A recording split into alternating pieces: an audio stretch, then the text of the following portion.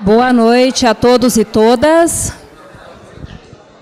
Eu convido as pessoas que ainda estão procurando seu lugar, que já possam ir sentando.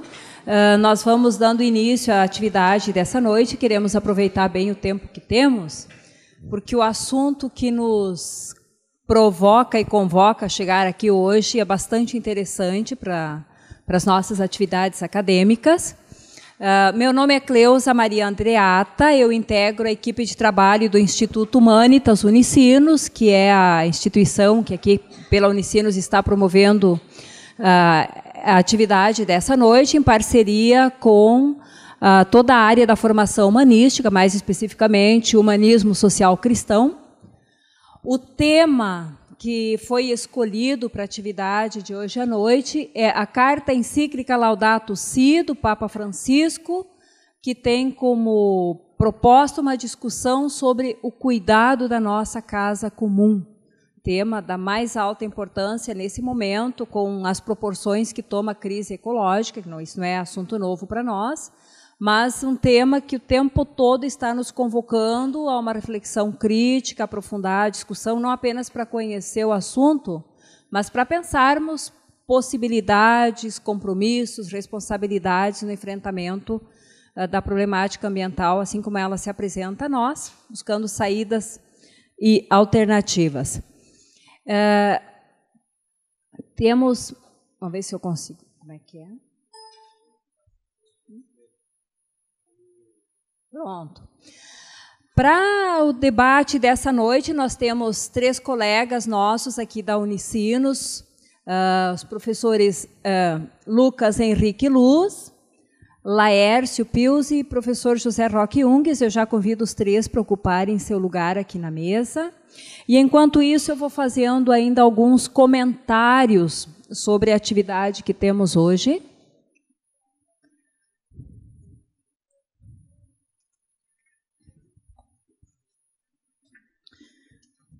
Já apresento aqui os objetivos que nós nos propusemos, e eu me proponho a ler mais do que ficar explicando, que é proporcionar, em primeiro lugar, uma apresentação acadêmica da carta encíclica Laudato Si, sobre o cuidado da casa comum, em vista de compreender sua relevância e contribuição ao atual debate sobre os grandes desafios da crise ambiental hoje.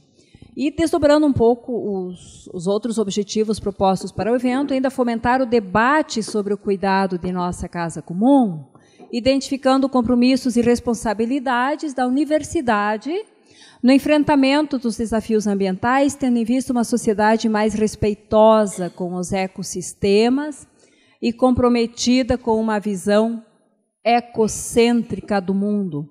Isso tudo tem a ver com o modo como a encíclica discute o tema cuidado da casa comum.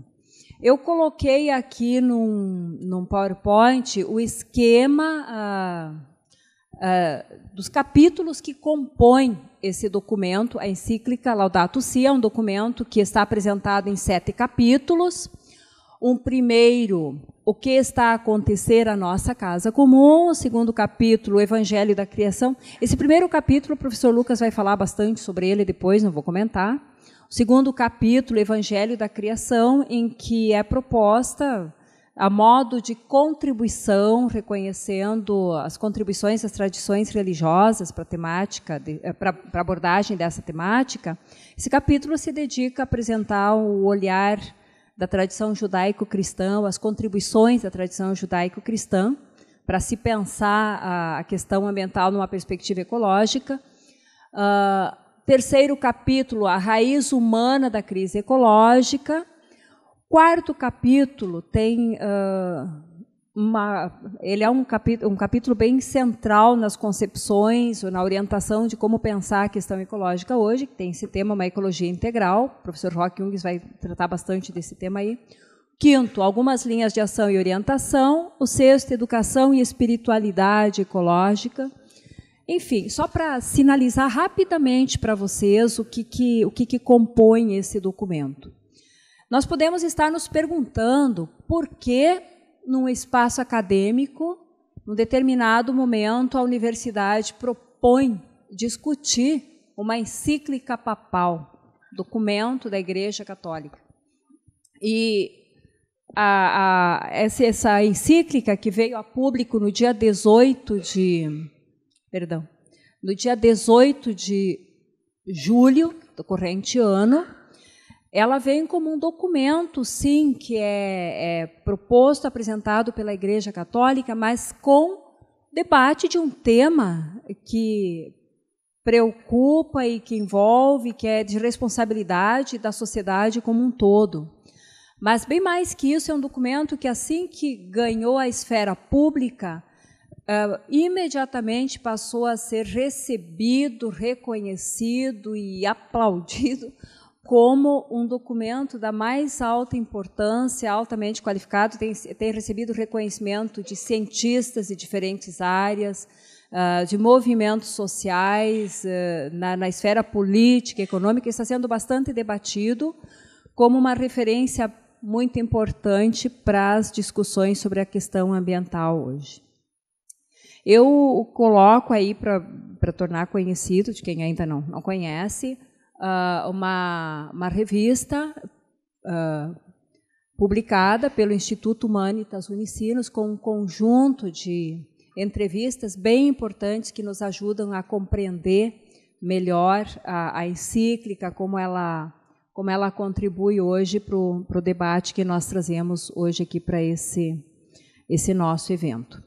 Deixa mais a título de divulgação e depois cada um, conforme seu interesse, pode visitar esses materiais aí. Eu já, no início aqui dessa nossa atividade, aproveito para ir agradecendo aos nossos colegas, é tudo prata da casa que vem aqui nos auxiliar na reflexão e debate dessa noite, nossos colegas que se dispuseram a dar essa contribuição. Já agradeço em nome do Instituto Humanitas Unicinos. E nós vamos fazer essa atividade da seguinte forma: cada um deles tem inicialmente de 20, se passar um pouquinho não tem problema, mas uns 20 minutos para expor a sua reflexão. Depois nós vamos abrir um espaço para perguntas, reações, um possível debate, aí em que cada um pode se sentir muito à vontade para dar a sua contribuição. Professor Lucas foi convidado a tornar presente para nós aqui a forma como a encíclica aborda as principais questões que compõem a problemática ambiental hoje. Professor José Roque Ungues vai dedicar um tempo, mais uma abordagem da epistemologia apresentada aí, pela encíclica nas abordagens que faz sobre a questão ecológica, dedicando um tempo mais específico a nos expor a ideia, a noção de ecologia integral. E o professor Laércio foi convidado, então, a nos trazer uma provocação no sentido de possíveis responsabilidades e compromissos que emergem da encíclica para nós aqui no espaço acadêmico. Então, passamos imediatamente à nossa apresentação, começando com a exposição do professor Lucas.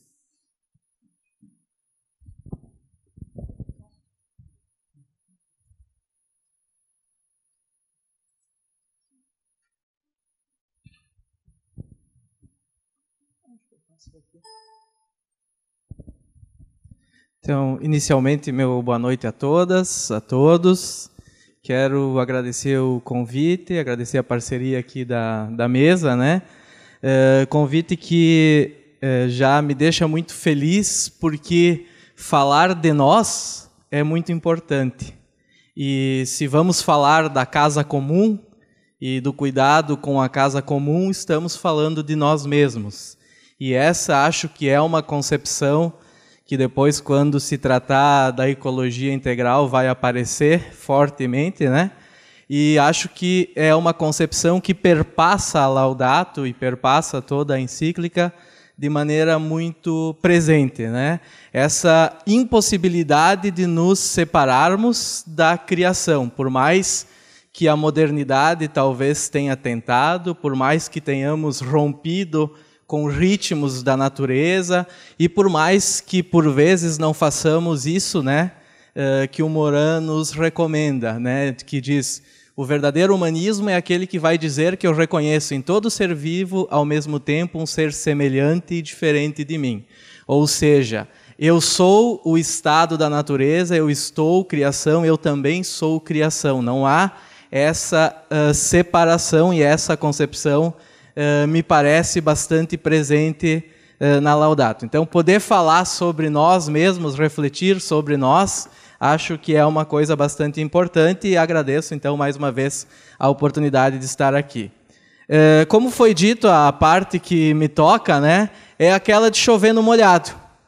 Mas chover no molhado tentando, pelo menos, fazer um pouquinho, né, quando as gotas caem, pelo menos agitar um pouquinho aquela água que já existe ali. Por que eu digo que é chover no molhado? Porque a encíclica tem um primeiro capítulo onde são reunidos, onde o Papa acha importante trazer aquelas questões consensuais já da ciência, inclusive, né? Então o diálogo ciência e fé também se faz presente, que mostram as principais problemáticas ambientais e que ao longo de toda a encíclica ele vai fazer questão também de mostrar, né? E se nós lermos, nem precisa ser muito atentamente, vamos perceber que não são só problemas ambientais, porque uma vez essa casa, né, sendo a nossa casa e sendo nós mesmos, se estamos falando do ambiental, estamos falando do político, do social, do econômico e assim por diante. Então, eu vou apresentar esse capítulo, né, vou focar nesse capítulo que faz essa reunião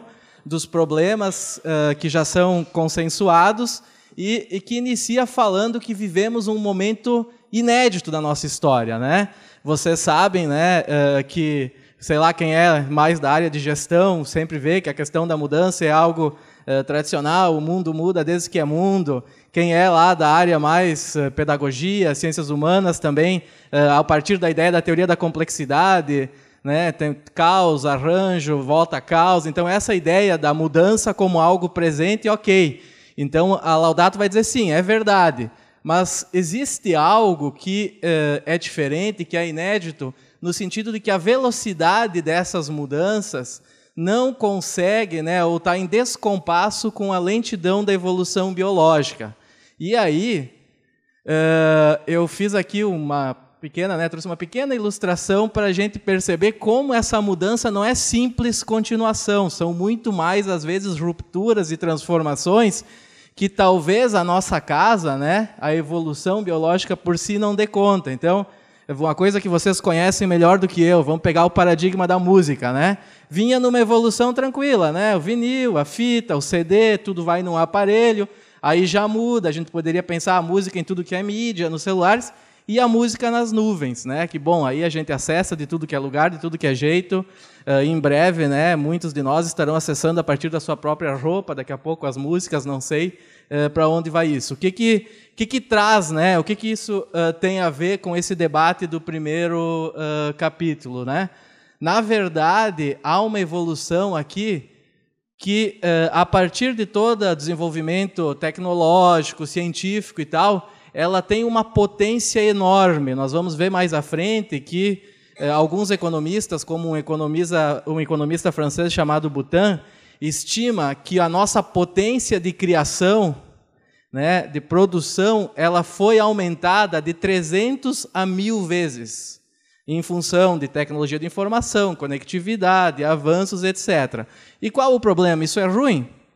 Não necessariamente, desde que isso seja orientado para um desenvolvimento humano, sustentável e integral. E aí o que o Papa vai alertar, né, no início da encíclica? Vai dizer, olha, essa potência, na realidade, né, essas mudanças em um ritmo que talvez a gente não tivesse experimentado ainda, infelizmente não estão nessa perspectiva aqui. E estão na perspectiva do que, num discurso feito na Bolívia, ele vai chamar da construção de uma economia que mata, da consolidação de uma economia que, ao invés, né, de buscar isso aqui, ele acaba denominando, chamando lá, dizendo de uma economia que mata. E, portanto, isso tudo coloca em xeque uma questão fundamental da modernidade, que é a confiança no progresso como algo que nos traria bem-estar, nos traria condições de vivermos com uma qualidade de vida de forma mais equânime, bem distribuída, etc. Então, coloca em xeque isso, né, dessa racionalidade do progresso como alguma coisa capaz de nos gerar vida sustentável, né, e vida de qualidade a todos e todas. E aí, né, tem vários autores, por exemplo, o Richard Sennett é um que já questionava isso, né, essa transformação, evolução, progresso, progresso, progresso, e qual o sentido que está por trás aqui, se a gente quiser usar a linguagem, né, palavras da moda, empreendedorismo, inovação, eixo de empreendedorismo, de inovação, o que está por trás é qual o sentido desse empreendedorismo, dessa inovação. Né? Quem não gosta de autores tipo Richard Sennett, né, e gosta de música, eu vou lembrar de um trecho do Raul Seixas, mas não se preocupem que eu não vou cantar, tá? Fiquem tranquilos, ninguém precisa sair correndo, né? O Raul Seixas, numa música, diz assim, escrita por ele, né? Dizia, querido, né? Agora acho que não diz mais, ou diz em outro lugar. Ele dizia assim, se você correu, correu, correu tanto, não chegou a lugar nenhum, baby, ó baby, bem-vindo ao século XXI. Né? Então, questionando um pouco, bom, a gente corre, a gente cria, esse ritmo, na verdade, nos leva para onde? Então, no fundo, né, tentando traduzir alguma coisa que, aí, dando uma perspectiva um pouco mais acadêmica, quem sabe, né, e que a gente discute também bastante no Instituto Humanitas, o que o Papa está denunciando ou trazendo à tona nesse início é que talvez a gente tenha, né, e que Vaz já disse isso, a gente esteja vivendo um período que não é simples mudança, é transição de época, é mais do que simples mudança, puxado pela tecnociência e por uma questão do imperativo do singular, pela autonomia. Eu posso, eu faço. Se eu posso fazer, é legítimo. Se tem técnica para fazer, então vamos fazer. Coisa que alguns autores, né, falecido Dupas, por exemplo, aqui nesse auditório questionou. Não é porque a técnica permite fazer que deve ser feito. E isso gera o quê? Que ele está trazendo à tona nesse início? Uma civilização talvez extremamente avançada na sua razão técnica, mas dramaticamente indigente na sua razão ética, né? Então, esse descompasso entre, né, progresso, técnica, racionalidade e, por outro lado, sentido, para quê, para quem, esse entendimento que estamos interconectados, que todos somos criação, que todos somos e estamos na nossa casa comum. E o Papa vai dizer, bom, mas tem coisas, né, que se a gente, mesmo que a gente não queira explicitar isso, discutir isso dessa forma, tem coisas que não se pode mais ignorar, que não se consegue mais ignorar, que mesmo que a gente queira, né, botar escondidinho numa gaveta, não dá, elas estão aí, né, e, na verdade, se a gente pensar nelas e pensar que nós somos a nossa casa, que nós somos parte da criação e que essa criação também nos compõe, isso nos oportuniza, ou isso nos permite o que ele chama de uma dolorosa consciência, né? E aí aqui está uma citação dele do que um pouco seria isso, ou seja, ousar transformar em sofrimento pessoal aquilo que acontece ao mundo e assim reconhecer a contribuição que cada um lhe pode dar. E o que acontece ao mundo, né? O que tem consenso, e aí ele vai trazer, né? Que acontece ao mundo e que realmente, se a gente pensar nessa perspectiva, que o mundo somos nós e nós somos o mundo, que nós somos produto dessas interações, né? Que essas questões não se separam, bom, e que aí desperta essa consciência, que problemas são esses, né? Que ele diz, esses não tem discussão, estão consensuados. A questão da poluição e das mudanças climáticas, né?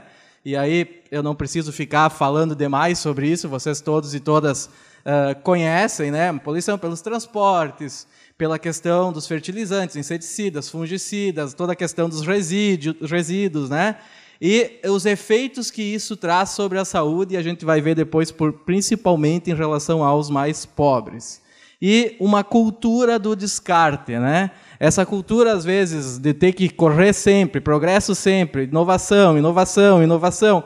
De novo, não é ser contra, mas qual o sentido? Conseguimos limitar essas necessidades ou criamos essa cultura do descarte que, infelizmente, né, ou felizmente, porque talvez isso nos ajude também a refletir, não se aplica só a questões materiais. A gente pode pensar, por exemplo, isso na lógica das competências. Eu desenvolvo um conjunto de competências que daqui a pouco, ali na frente, já são descartadas e eu preciso buscar de novo outro conjunto de competências e outro. Bom, se nós não aguentamos essa lógica, o nosso planeta, a criação da qual fazemos parte, também não aguenta, né? Essa lógica de ter sempre ir para frente, para o novo, né? E aí eu reuni aqui só algumas ilustrações desse problema, algumas notícias, né, que não é de hoje, né? Por que os pobres são mais atingidos pela poluição urbana? Tem um estudo de um médico da USP que mostra que o pobre está mais exposto porque geralmente ele mora na periferia e se desloca mais durante o dia.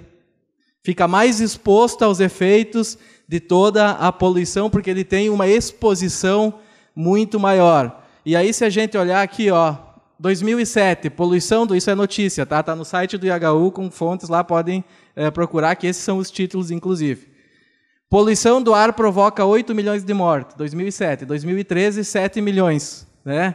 Bom, temos uma diferença aqui sim, mas, poxa vida, né, tantos anos e continuamos com o problema. As questões de agrotóxicos, né? Há pouco foi lançado o dossiê da Brasco, com eventos discutindo aqui, inclusive na Unicinos, né? Que alerta toda a questão do impacto, né, dos agrotóxicos. E aí, há estudo que mostra que no Brasil, esse estudo é de 2015, no mínimo 70%, em torno de 70% dos alimentos são atingidos.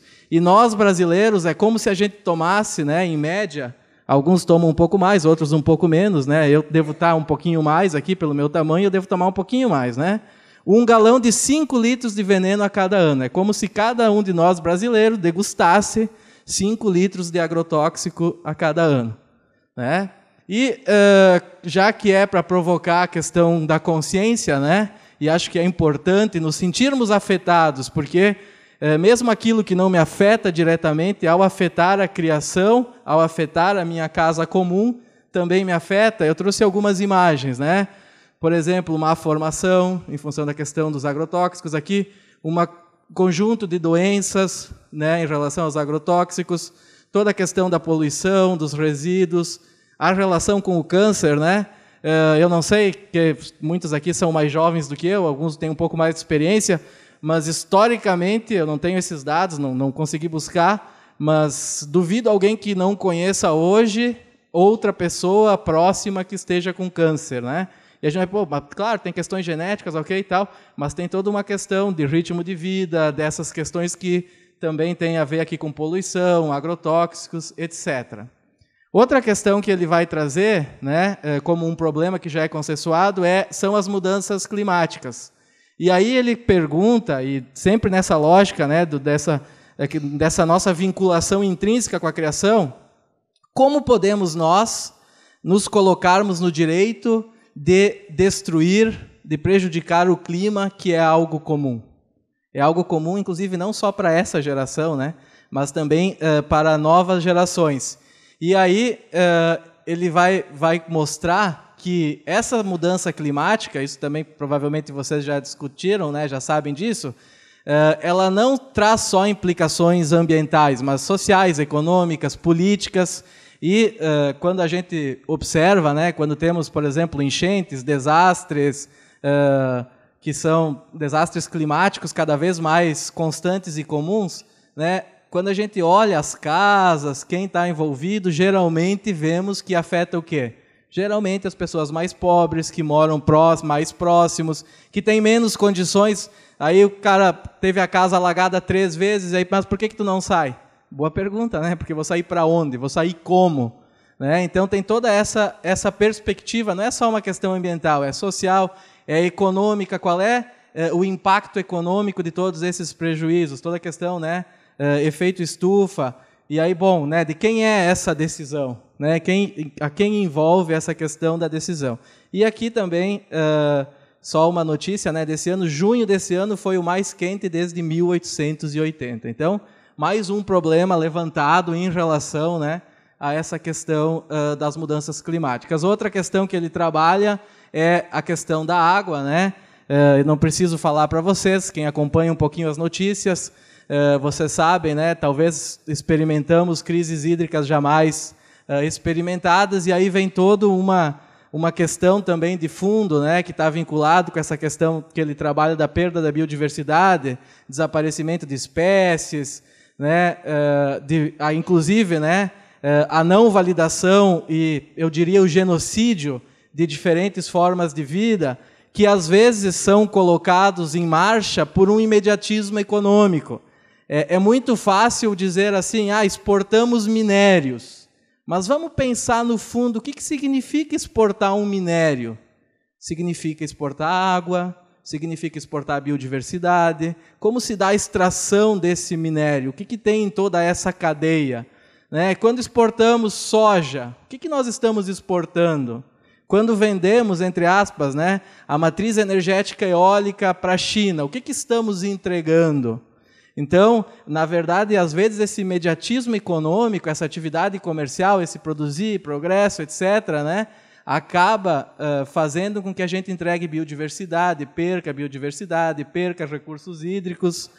E aí, né, temos, enquanto Brasil, eu procurei relacionar sempre com a realidade do Brasil, né, toda a questão dos animais em extinção, aqui tem vários, né, a questão, a nossa exportação de carne é altíssima, né, e sim, Lucas não come carne, infelizmente como, tento ficar um dia na semana sem comer carne, né, para contribuir com aquela campanha de um dia sem carne, que uma vez se falava muito, agora já não está se falando tanto, mas quanta água é utilizado nesse tipo de indústria e ao exportar carne, na verdade, do que se está falando, né? Então, são problemas que ele vem denunciando e uma coisa assim que eu me acho no dever ético de fazer, já que tenho esse espaço e essa oportunidade, é não só olharmos a perda da biodiversidade, que por si só já é um impacto altíssimo, mas também pensarmos o quanto não legitimamos outras narrativas de vida, outras formas de vida que talvez tivéssemos muito a aprender e a compartilhar, né?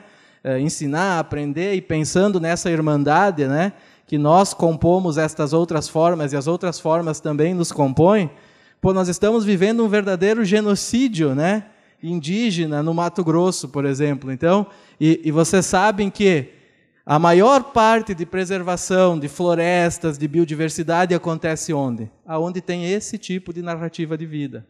Aonde tem esse, né, essa presença indígena. E vocês não, isso não é um boneco, isso é um índio, né, que vocês estão vendo o que aconteceu com ele.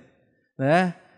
Aqui é um pouquinho a forma como uma mãe com um filho está sendo tratada. Então, quando se traz esses problemas, né, e essa ideia de que eu sou a criação também faz parte de mim, me constitui, significa, bom, existem diferentes também narrativas de vida e que a gente pode e deve, né, conviver. Né? Então, uma coisa que, inclusive, eu gostaria de convidar todos e todas, às vezes a gente pensa assim, mas questão indígena, o que isso nos interfere, é tão longe, não tem nada a ver, né? A Amazônia também, o que tem, aquilo tem a ver com nós? Sem falar, né, de índios próximos que temos aqui, mas convido todos e todas a visitar o site do IHU, ihu.unicinos.br, e acompanhar um pouco toda essa realidade. Porque talvez não estamos nos dando conta, né, mas essa biodiversidade, essas outras narrativas de vida, essas outras perspectivas, talvez detenham muito da riqueza do país, né, que nem sempre encontramos e enxergamos. Né? E, obviamente, por uma questão de respeito, né, a todas as formas de vida, a gente também tem uma necessidade de olhar. Como é que estou de tempo, Cleusa? 13 minutos está bom.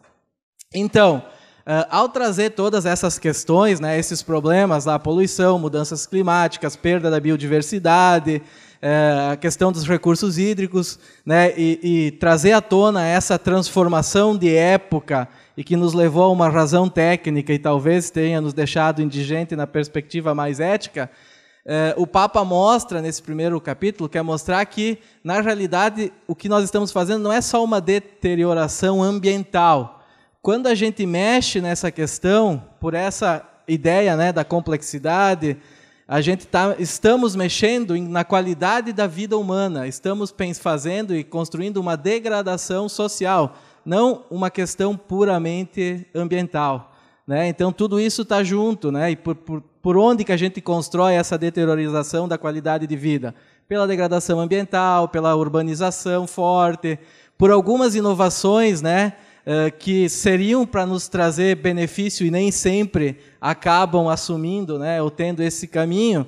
E o que a gente acaba construindo, né, é uma desigualdade planetária enorme, que tem um fundo de problema ecológico e também tem um fundo de problema social. Então, ele diz, há um clamor da terra, né? Ele mostra que há um clamor da terra, há um clamor dos pobres, ou seja, vivemos uma crise sistêmica perante a qual, né, a postura ou a perspectiva de uma ecologia integral, que depois vai ser trabalhada, dessa percepção e respeito, né, a todas as formas de vida, talvez seja bastante importante. E ele termina dizendo que muitas vezes se espanta, termina o primeiro capítulo, dizendo que se espanta com a fraqueza das reações. Né? Vocês sabem, a gente tem uma conferência climática agora, nos próximos meses, né? A COP21, e ele vai dizer, bom, há uma reação política internacional que é frágil, há uma dominação, né, da política pela financiarização, pelas tecnologias, pelo interesse econômico. E aqui isso não é questões que estão na Laudato, estão naquele discurso do Papa aos movimentos lá na Bolívia, e eu gostaria de encerrar trazendo algumas falas dele aqui. Então, o que ele disse naquele discurso que eu acho que é importante para a nossa reflexão. A justa distribuição dos frutos da terra e do trabalho humano não é mera filantropia, é um dever moral. Se todos somos a criação, se a criação somos nós, se precisamos nos enxergar nessa relação, né, a distribuição dos frutos não pertence a alguém, não é um favor eu entregar para alguém, né, uma parte disso tudo. A propriedade, sobretudo quando afeta os recursos naturais, deve estar sempre em função da necessidade das pessoas, e não a ideia da propriedade pela propriedade. E aí uma coisa que acho que nos toca, e com isso aqui eu vou encerrando a minha parte, atrevo-me a dizer que o futuro da humanidade está em grande medida nas vossas mãos, na vossa capacidade de vos organizar e promover alternativas criativas na busca diária dos 3 T's, trabalho, teto e terra, e também na vossa participação como protagonistas nos grandes processos de mudança nacionais, regionais e mundiais. Não se acanhem. A falta de reações diante desses dramas é um sinal de perda do sentido e responsabilidade pelos nossos semelhantes. Então, o sinal já está dizendo, né, que é para mim parar, mas quero dizer que a ideia lá do Morin, que eu comecei com ele e termino com ele, de uma ação reflexiva, acho que nos cabe muito nesse momento, né, para que a gente não acabe passando desapercebido dessa responsabilidade. Todos somos responsáveis pelos nossos semelhantes, pelas diferentes formas de vida, e às vezes, aliás, na maioria das vezes, pequenas ações cotidianas, né, têm um impacto que nessa onda, né, de reações, de cadeias, de interligações, a gente não sabe o quanto isso pode ser positivo. Da mesma forma, se não refletirmos sobre o que fazemos, corremos o risco de achar que estamos reforçando um paradigma que para nós é correto, é viável, quando estamos, na verdade, reforçando do outro. Então, refletir sobre aquilo que fazemos, agir localmente, acho que pelo menos tomar consciência, nos deixar afetar por isso, agir localmente, acho que é um papel que nos cabe a todos e todas. Obrigado.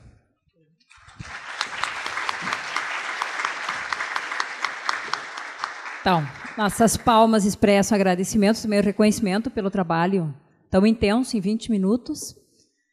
Passamos, então, imediatamente à exposição do professor José Roque Ungues.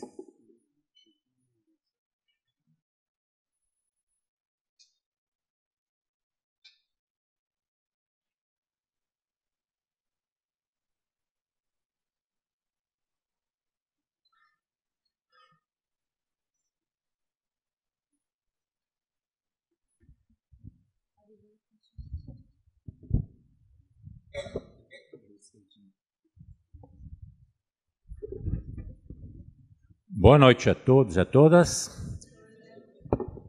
Eu vou primeiro fazer uma certa, que eu chamei epistemologia da encíclica. O que é a encíclica? A encíclica é o documento de maior autoridade que a Igreja propõe.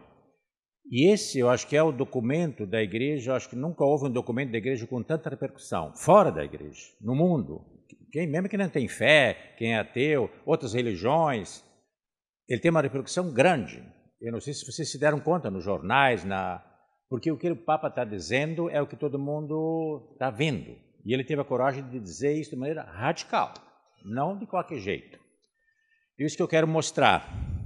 Bem, a primeira coisa nessa epistemologia, como é que ela se organiza, eu diria, se você não tem muita ideia das questões ambientais, você lê a encíclica, porque lá você tem uma suma ecológica, isto é, trata-se de uma síntese de tudo aquilo que se discute em ecologia atualmente. Está lá. Porque ele teve assessoria dos maiores cientistas do meio ambiente. E isso ele recolheu de uma linguagem muito acessível para todos. Então, se você quer ter uma ideia do que se discute hoje na questão ambiental, leia a encíclica, que não é muito longa, ela está à disposição na internet também. Depois, caracteriza-se pela abordagem radical da ecologia integral. Então, não é mais ou menos. A questão ambiental é tão grave que tu tem que ter soluções radicais. E aí a pergunta é se a humanidade está disposta a isso. Eu, às vezes, acho que não. Pode ser que nós vamos acordar quando é tarde. Vamos ver, nessa próxima reunião lá em Paris, se a sociedade acorda.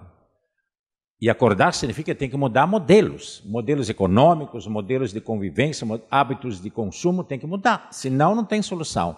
Essa é a radicalidade do que a encíclica propõe. Critica o modelo econômico de produção e consumo de necessidades e de uma mudança radical de hábitos culturais. A nossa economia, desde lá, depois da guerra, ela está fundada no consumo. Quer dizer, porque tem muito consumo, sempre mais, então você produz mais, aí tem emprego, tem salário, essa é a economia que nós conhecemos, é uma roda. E com isso, quanto mais consumo, mais tu retira do ambiente, mais tu retira da natureza, mas a natureza não dá para retirar tanto assim.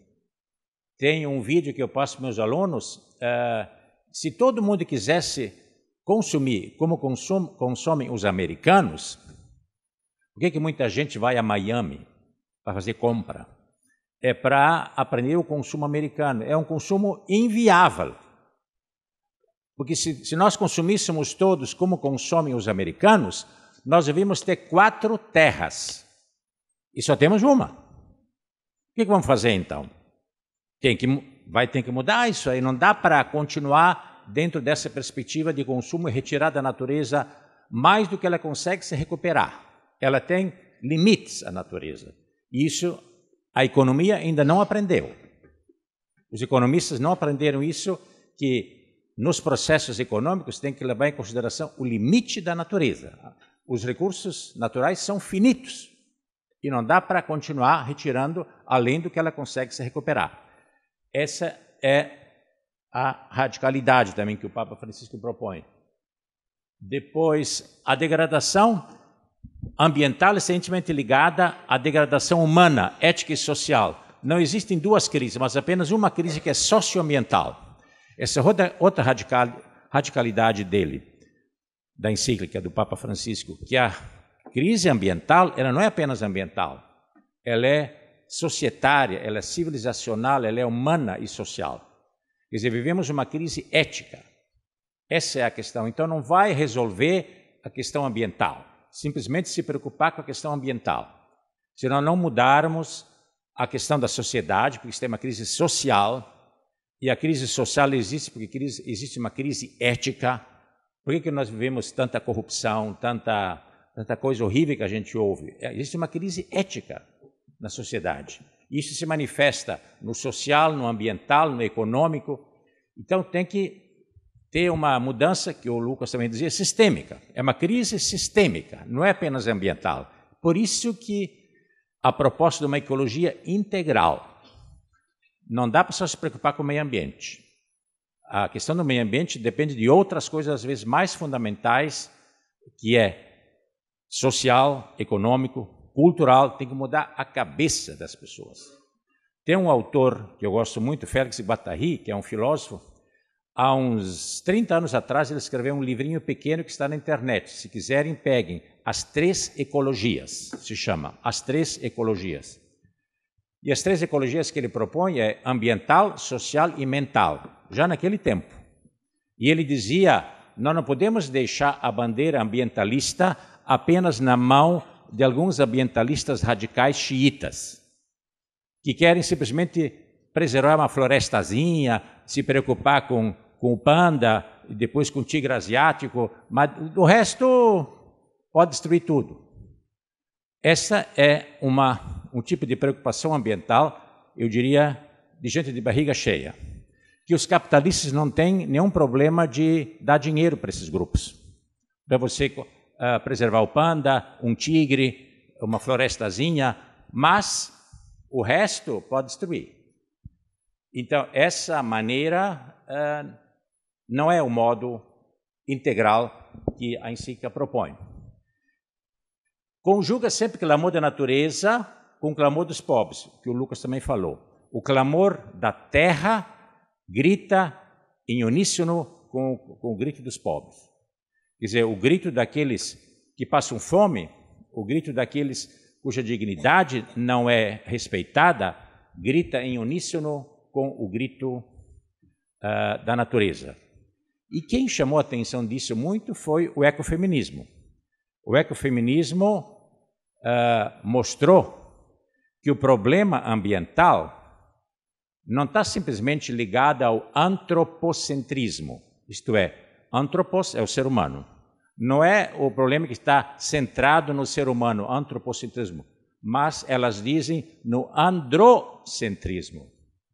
Em grego, aner andros é o homem masculino. Então as mulheres disseram, o problema ambiental está ligado ao patriarcalismo machista que vive a sociedade, que se manifesta na natureza também. A natureza também é feminina. Então a dominação que existe e existiu e existe da mulher, por causa do patriarcalismo machista, se manifesta também em relação à natureza. Em relação à natureza. Então, essa é o grito uníssono da natureza, dos pobres, das mulheres, que são aquelas seres que sofrem a dominação do atual sistema em que vivemos. Depois, a Encíclica apresenta também uma perspectiva sistêmica da ecologia, que eu chamaria o ecocentrismo. Nós podemos ter um antropocentrismo, que pensa que a solução ambiental tem que ter como referência as necessidades humanas. Tem que diminuir o consumo e tem que diminuir a população.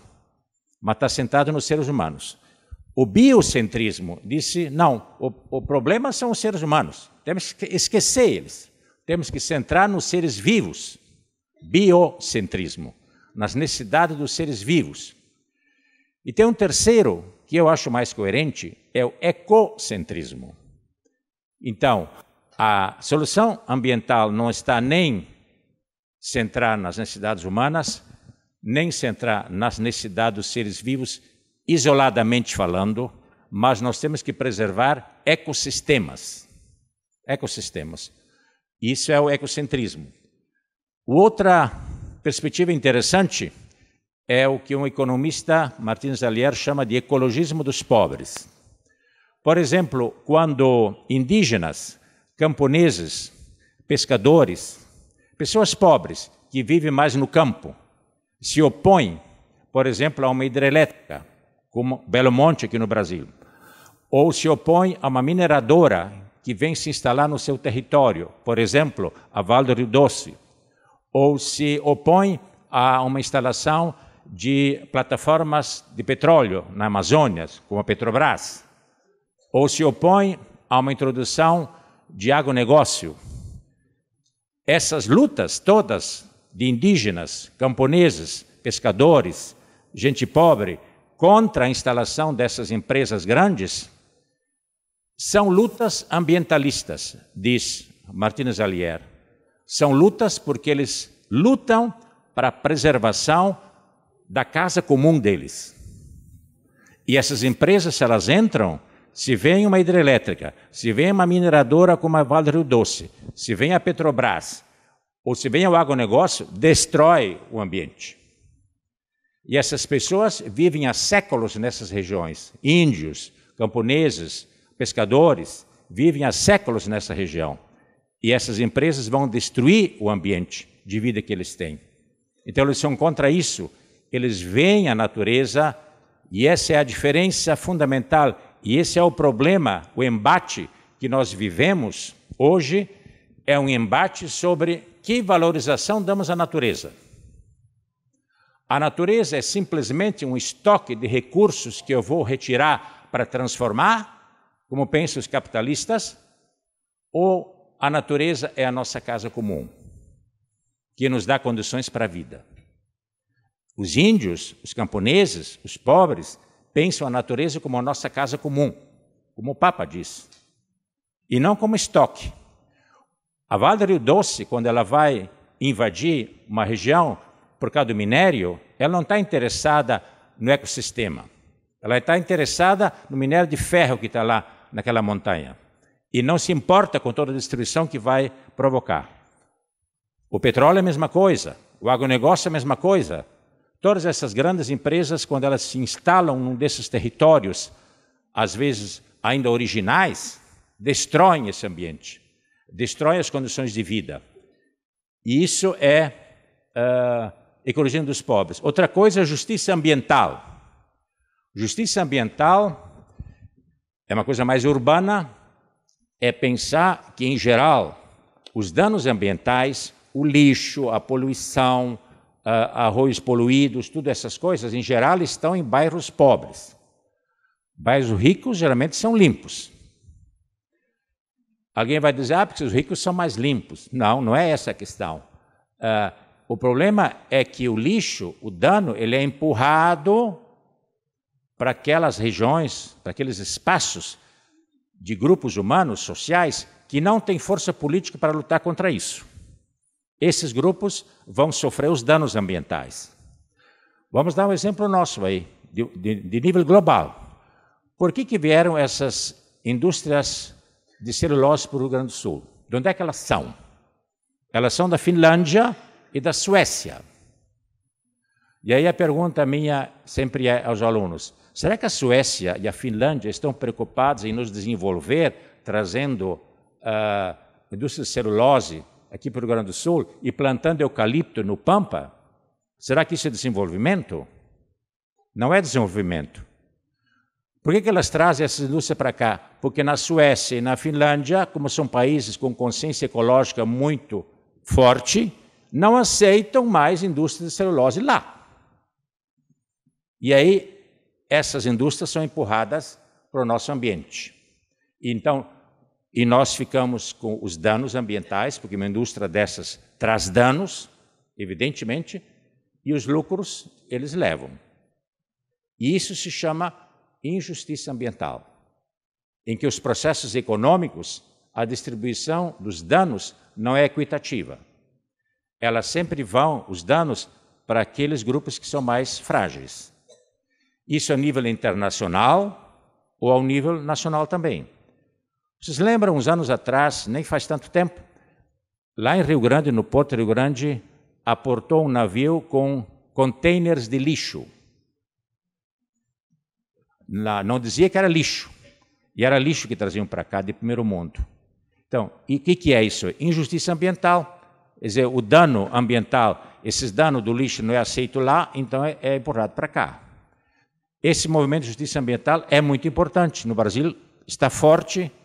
Tem um site da Fiocruz, no Rio, que trabalha essa questão. Onde estão as chagas ambientais do Brasil? Isto é, as chagas onde danos ambientais são empurrados no Brasil. Depois, uma frase que o Papa repete muitíssimas vezes na encíclica, tudo está interconectado. Tudo está interconectado, tudo é sistemicamente interdependente. Depois, o Papa Francisco, em vários outros documentos, ele usa esses 4 princípios, que estão em outros documentos também já.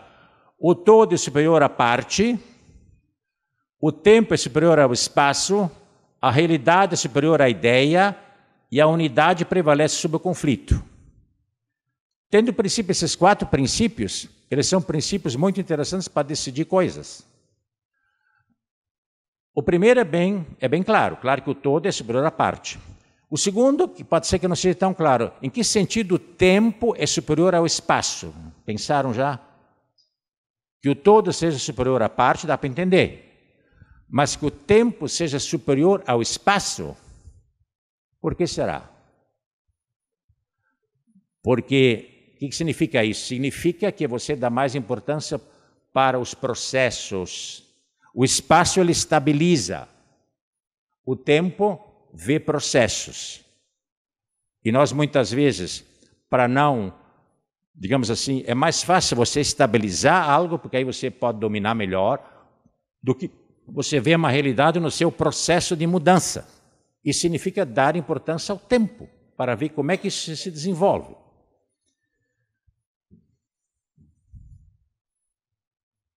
Depois, a encíclica faz parte da doutrina social da Igreja.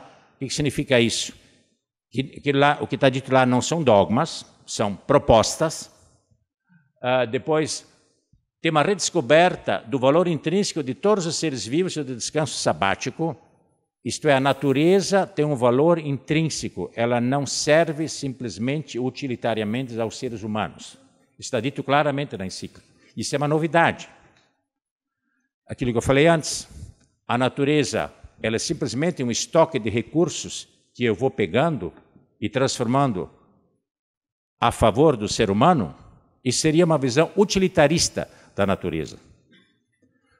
Uma visão contrária é aquela que eu dizia, que é aquela que vê a natureza como a nossa casa comum. E que, portanto, a natureza tem um valor intrínseco.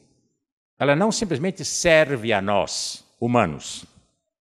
Ela tem muitos outros seres vivos que fazem parte desse ecossistema. Então, isso tem que preservar ecossistemicamente. Por isso, o ecocentrismo. Depois, a questão do descanso sabático para a criação. Se vocês lembram da Bíblia, lá no início da criação, fala, no 7º dia Deus descansou. E essa é a base do descanso sabático para os judeus e que para os cristãos foi o domingo. Mas esse descanso, digamos, foi deturpado depois na história, porque era descanso também da natureza. Deixar um dia a natureza descansar e não ficar intervindo continuamente 24 horas por dia.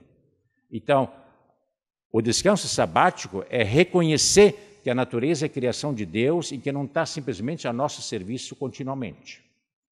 Então, nós devemos redescobrir essa perspectiva sabática. Os judeus até tinham, cada 7 anos, tinham um ano sabático, que deixava tudo crescer de novo, para que a natureza se recupere. Essa perspectiva nós perdemos. E deveríamos redescobrir de novo o que é o sentido sabático do descanso, que não é só o descanso dos humanos, mas é descanso da natureza, descanso dos animais. E eu acho que isso nós devíamos redescobrir, que na nossa sociedade hoje isso não existe mais. Existe uma aceleração. Domingo é um dia qualquer, como qualquer outro dia. O mercado funciona 24 horas por dia, todos os dias, todo ano. Não existe um dia de intervalo. Não existe isso. Isso, eu diria, é uma patologia da nossa sociedade. Depois, a encíclica segue a metodologia do ver, julgar e agir. Ela está dividida no ver, que o Lucas fez. Depois, a ecologia integral é o julgar. Depois, mais para trás, no capítulos últimos, está as propostas de ação, o agir. Depois assume uma perspectiva ecumênica, porque cita outras religiões também. Interreligiosa, porque cita um muçulmano, por exemplo. Inaugura também um ensino que assume ensinamentos de diferentes países, cita todos esses países, documentos desses países na encíclica. E, por fim, cita a ONU sobre meio ambiente, autores como Teilhard de Chardin, Romano Guardini, Charles de Foucault, Scanoni. Quanto tempo tem ainda?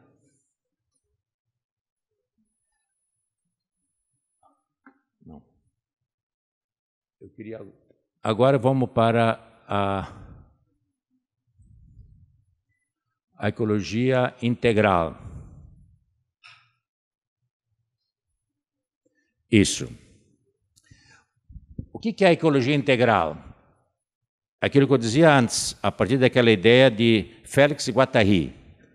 Nós devemos saber integrar as três ecologias, não só a ambiental, a social e a cultural. Guattari dizia, nós não podemos deixar a questão ambiental na mão simplesmente dos puros ambientalistas. Precisamos pensar mais integralmente. Por isso, a encíclica também fala a primeira coisa, ecologia ambiental, econômica e social.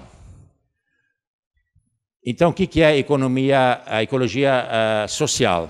É a ecologia, no fundo, das injustiças, dos danos ambientais, do não respeito à natureza, também da questão que se pode chamar da pegada ecológica. Não sei se vocês já viram isso. Se vocês entrarem no site da pegada ecológica, vocês poderiam calcular qual é a pegada de cada um. Isto é, quanto de natureza, de recursos naturais, eu gasto para que se produza o que eu consumo. Comida, roupa, sapato, banho diário com água.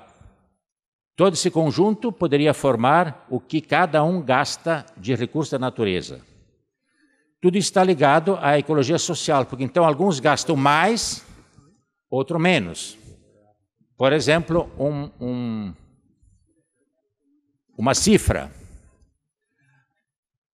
No mundo inteiro, se a gente for calcular, cada ser humano do planeta, calcular todos os PIBs do mundo inteiro, Produto Interno Bruto, o conjunto da população mundial, bilhões de pessoas, mais a superfície da Terra, se a gente faz uma equação para ver o que cada ser humano necessita de recursos naturais, dizem economistas que são 2,7 hectares cada ser humano do planeta precisa. Nós no Brasil, há menos uns anos atrás, estávamos abaixo de 2,6 hectares. Mas se você pega um americano dos Estados Unidos, ele precisa de 9,6 hectares. Muitíssimo mais. E se você pega um paizinho pobre como o Bangladesh, 0,5 hectares. Então a pergunta é, não é injusto que um habitante de Bangladesh só gaste 0,5 hectares e que um americano gaste 9,6? Isso não é injusto, essa diferença? Evidente que é injusta. Então, o americano deveria diminuir o seu consumo de natureza para que Bangladesh possa consumir mais. Porque se todos nós quisermos consumir como um americano, 9,6, como eu já dizia antes, precisamos de 4 terras. E só temos uma. Então é necessário mudar os hábitos de consumo. Tem que mudar. Senão não tem solução. E essa é a questão da ecologia social. A injustiça na distribuição dos recursos naturais. E isso leva à questão econômica. Então é necessário pensar um outro modelo de economia. Mas aí vem, será que nós estamos dispostos a mudar o modelo econômico? O modelo econômico, eu já dizia antes, ele está pautado pelo consumo. O consumo é que faz crescer a economia. Mas eu penso que a crise ambiental, os ambientalistas dizem isso, a crise ambiental está ligada ao consumo. Então eu tenho que pensar uma outra economia. Uma economia que seja ecológica. A economia clássica pensava os processos econômicos de uma maneira mecanicista, em que nos processos econômicos não estão calculados as externalidades chamadas assim. Isto é, o Lucas já se referiu a isso antes. Isto é, a água que é gasta, a energia que é gasta, o lixo que é produzido, tudo isso não entra no orçamento. Mas são externalidades do processo econômico. E aí tem um autor que é Georgescu, que é um grande economista ecológico, já falecido há uns 20 anos, e que era considerado um herege por todos os economistas, porque ele propunha uma mudança radical da economia. Para ele, os processos econômicos têm que ser pensados como processos biológicos e não processos mecânicos. Portanto, se são processos biológicos, tem gasto de energia e tem descarte digamos, da produção. Então, o processo econômico tem que pensar isso. Qual é o gasto de energia que está tendo? Ou, por exemplo, o exemplo que sempre dou, quando nós, eu acho que o Lucas também falou disso, quando nós exportamos 1 quilo de carne de frango, que é baratíssimo, nós não incluímos tudo que foi gasto para produzir esse frango. Por exemplo, quando o frango é morto, se gasta muita água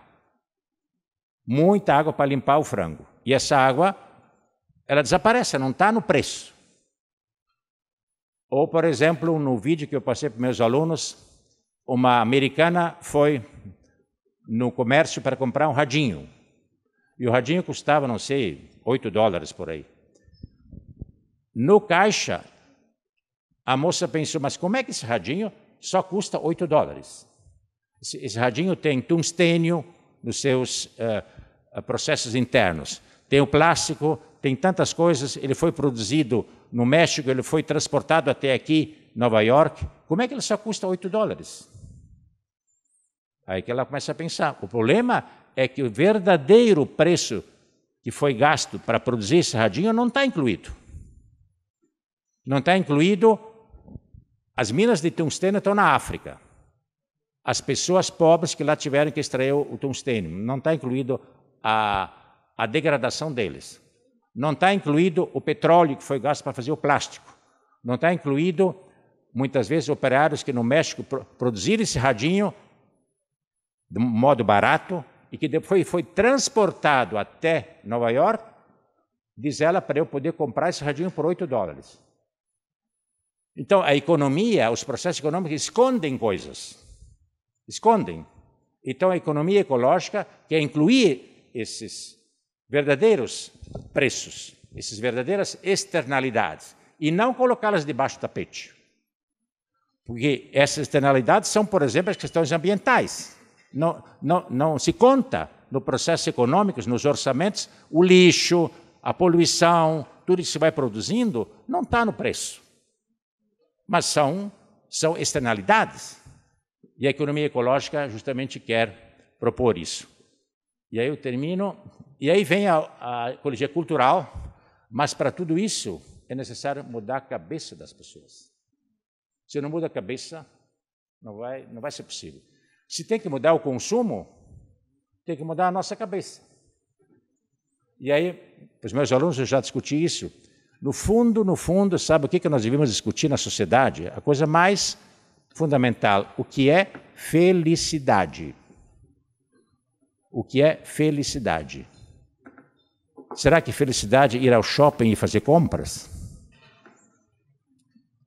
Então, aí que vem, se nós não discutirmos isso, o que é felicidade? Todo mundo quer ser feliz e deve ser feliz. Mas o problema é o que é felicidade. Então, eu acho que essa é a questão da ecologia cultural, que é necessário repensar o modo das pessoas se entenderem, se subjetivarem, porque nós nos subjetivamos, a nossa identidade subjetiva ela é feita, no fundo, de uma maneira capitalística. O mercado, o consumo, a mídia, vai formando a nossa cabeça. Sem nos darmos conta de que nós necessitamos disso, necessitamos daquilo, quando é uma coisa que é produzida em nós. Nós somos subjetivados para isso. Então, isso que tem que desconstruir, diz Guattari, pela ecologia mental. Então, não vai ter solução ambiental se não abordarmos a social, a econômica e por fim, a mental, que eu acho que é a mais central e a mais difícil de mudar. E essa toca a todos nós. Seria isso.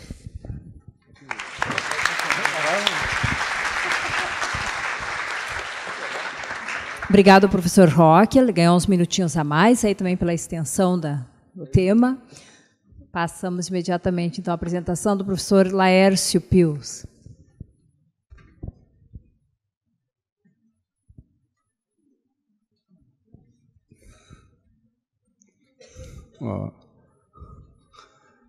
Boa noite a todos.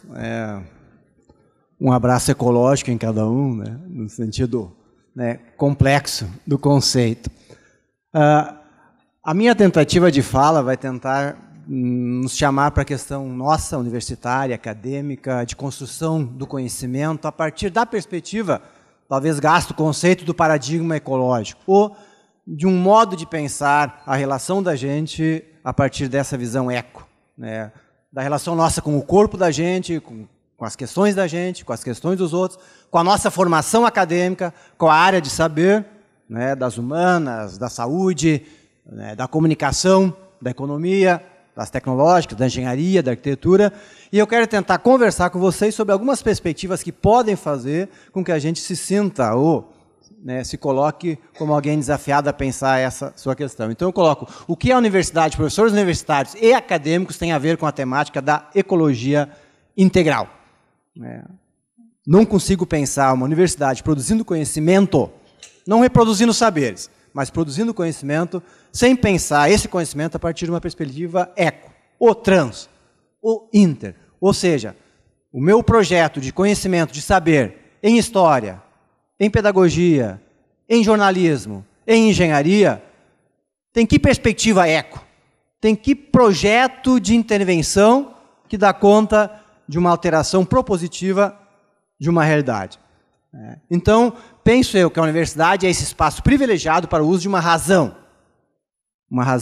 que constrói a relação criativa com o saber, que apropria-se de um saber da química, um saber da física, um saber da economia, mas que vai pensar, esse saber, ele me serve para pensar que alternativas.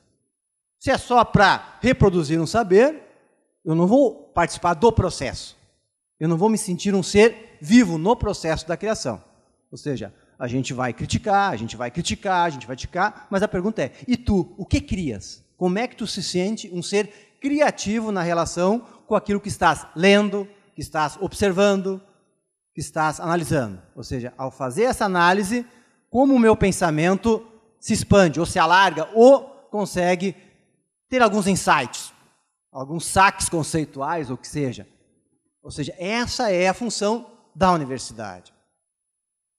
Não podemos pensar a universidade como reprodução de saberes, por favor.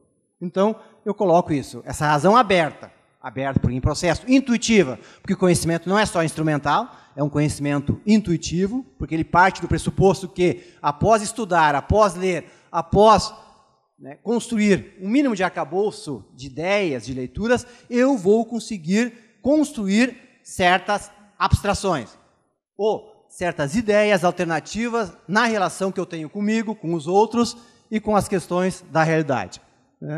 E aí, eu penso que aí a gente parte para a ideia de construção de um sentido da vida, porque é um sentido da vida, porque a vida se processa dessa maneira. A vida não é repetitiva, não é reprodutiva, também ela reproduz, mas ela também cria, se expande, se alarga, se complexifica. Por isso que o ser humano também faz parte da vida, dentro da sua própria estrutura complexa, na relação com outras formas de vida. E da cultura, porque a cultura humana é exatamente a capacidade que o ser humano tem de criar, a partir de uma relação de linguagem, de observação e de reinvenção na sua relação com a natureza. De onde é que eu venho? O Laércio. Eu venho da formação humanística, junto com o IHU a gente está construindo esse espaço aqui. A formação humanística é aquilo que todos vocês têm no curso de vocês como atividades de formação antropológica, de formação ética, de formação em América Latina, cuja proposta é tentar fazer uma aliança entre alguns saberes e conceitos que a gente considera importantes para a formação e que construam alianças entre uma perspectiva de formação integral e transdisciplinar com as áreas específicas de vocês. Então, é daí que o Laércio vem. O que me movimenta? A possibilidade de qualificar relações e linguagens no encontro com diferentes saberes, com diferentes histórias e com diferentes geografias. As geografias da natureza, que o Papa traz, são geografias com as quais eu aprendo. O Capra diz muito claro, mais do que usar, se apropriar da natureza, é importante a gente aprender com a natureza. eu acho que a gente não tiver uma postura de encantamento, de aprendizagem, com a complexidade de relações e movimentos até de regeneração da natureza, a gente vai entrar na ideia de que a racionalidade técnica, a minha inteligência humana, é capaz de produzir, né, a conservação da natureza. Não, a natureza é inteligente o suficiente para nos mostrar e revelar sistemas de recuperação e regeneração que ultrapassam certos exercícios da razão instrumental. Então, eu coloco isso. O entendimento e o esclarecimento em relação às lógicas de organização do mundo, acho que esse é um espaço da universidade, ou seja, a gente tentar entender, a gente ampliar o esclarecimento em relação a como funciona a natureza, como funciona o mundo cultural, como funciona a economia, e revelar exatamente certas incoerências da lógica da economia, da lógica social, mas após fazer esse esclarecimento, e precisamos avançar nisso, após entender um pouco mais como é que funciona um corpo, como é que funciona uma sociedade, como é que funciona a natureza, aí eu começo a poder pensar na parte principal do conhecimento. O que eu vou criar de alternativa em relação à forma como eu me relaciono com o meu corpo, com o meu pensamento, com os outros, com a natureza, com a minha área de saber. Aí a gente produz conhecimento. E aí é a segunda parte, a possibilidade de experimentar e criar coisas belas. É um conceito genérico, mas coisas belas seriam afirmativas, potencializadoras, que nos tornam pessoas melhores na relação com a gente, com os outros e com a natureza, a partir de uma relação aberta e dinâmica com os processos, não com modelos. Desafio universitário. Como nossa passagem pela universidade nos ecologiza? Como podemos sair melhores dela? Vocês chegam melhores em casa porque passaram hoje à noite pela universidade? É uma questão básica. São forças vivas, mais interessantes, em relação a vocês mesmos, porque leram, estudaram, conversaram de uma certa maneira com os saberes. Nos sentimos potencializados com o que aprendemos e pela maneira como aprendemos? Questão de vida e de morte. De morte porque só reproduzimos. O R. Miller dizia isso, olha, tem gente que, de forma muito forte, sistemática e esforçada, repete o sistema. Ou seja, produz morte. E se esforça para produzir morte. Tem gente que produz vida. Ou pelo olhar, ou pelo afeto para com o saber, o conhecimento com os outros, pelo desejo por pensar a vida na relação com aquilo que estuda e aprende. Então, essa é a questão. O pensamento universitário deve ser ecológico. Por quê? Porque deve aprender a transdisciplinarizar, criei um verbo aí, mas que seja, porque precisa aprender a transdisciplinarizar os saberes específicos. Arquitetos, estou falando de alguns que temos, de área de saber, da turma que está aqui. Arquitetos, engenheiros, digitais, podia falar de ciência da computação, mas digitais, gestores, jornalistas, PPPs, RPs, pessoal da publicidade, operadores da saúde, professores, pessoal da história, da filosofia, e outros devemos assumir a questão, como o meu saber compreende e se compromete com uma visão de conjunto.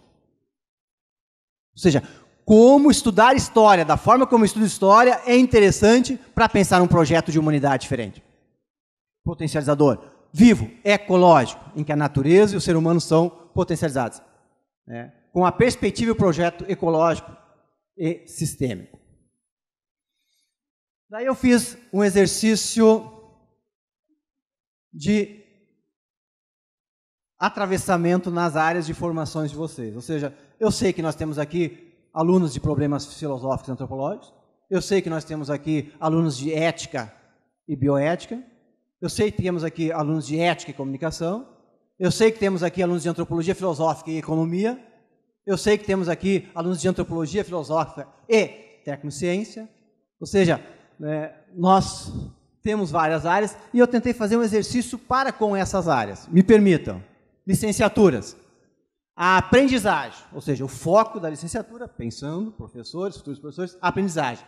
A aprendizagem ecológica, ecossistêmica, pensada naquilo que o Papa diz que deve ser mudado na cultura e na forma de aprender, concebida como uma abertura constante para a linguagem e saberes que alargam a compreensão das coisas. Ou seja, esse é um primeiro espaço. Eu estou estudando para compreender melhor as coisas. E potencializam a criatividade. Os diferentes saberes escolares, história, matemática, letras, biologia, educação física, né, devem alargar a compreensão do mundo físico e cultural, ou seja, eu preciso entender o mundo melhor, porque eu estou passando pela escola, pela universidade, porém, devem contribuir, e isso me parece fundamental,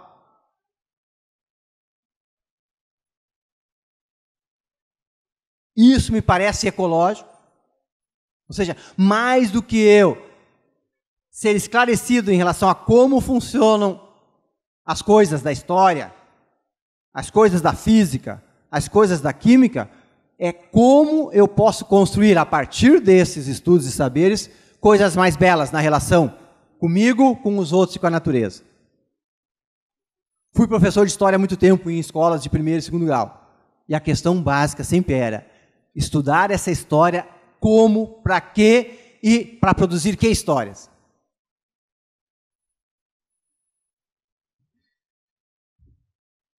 Pessoal da saúde, a saúde do corpo, ou partir do corpo, pensar a questão da pessoa, vou pensar aqui a centralidade da pessoa, porque, né, a princípio a gente parte desse pressuposto, ou seja, estamos pensando uma saúde para a pessoa, e ao pensar para a pessoa, a gente transcende a pessoa e pensa para a natureza, para a relação dela com a natureza, ou seja, concebe-se aí toda a questão da totalidade, ou seja, a saúde do corpo pensada como um todo a partir das diferentes dimensões da pessoa.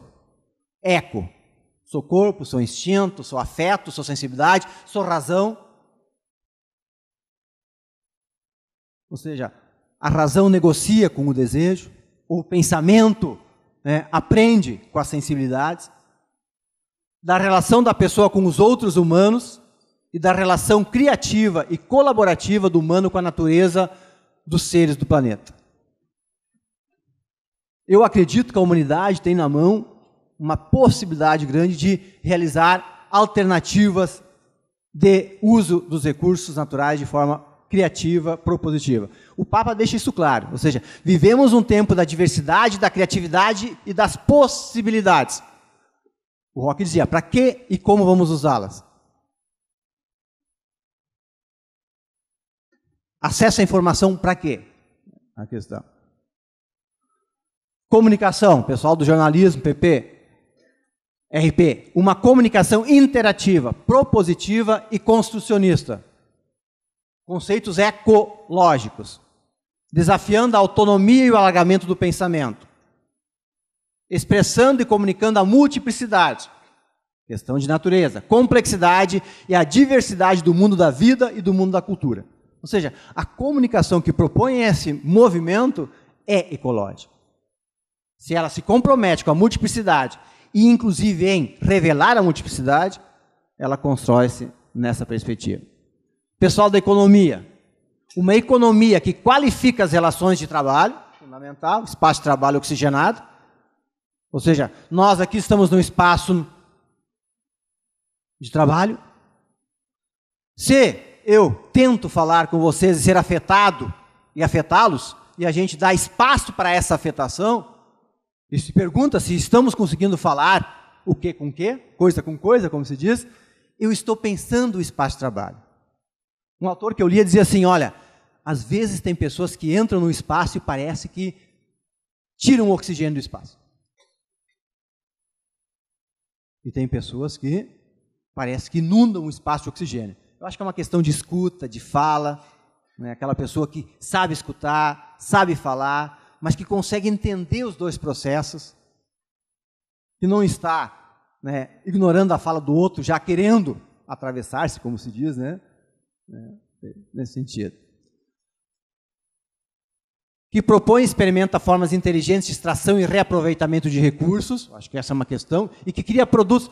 Achei interessante colocar essa última parte, ou seja, a gente pensar energeticamente, mas eu acho importante, ou seja, e que cria produtos alternativos de consumo que tragam mais em si, não o selo da ISO ou das ISOs, daqui e de lá, que é importante, meu Deus do céu, um controle, mas mais importante do que um produto, entre aspas, fabricado ecologicamente a partir do pressuposto do uso dos recursos, é pensar, e aí a questão cultural, Que produtos nós estamos produzindo, pensando alternativamente, que não multiplicam a superficialidade do consumo?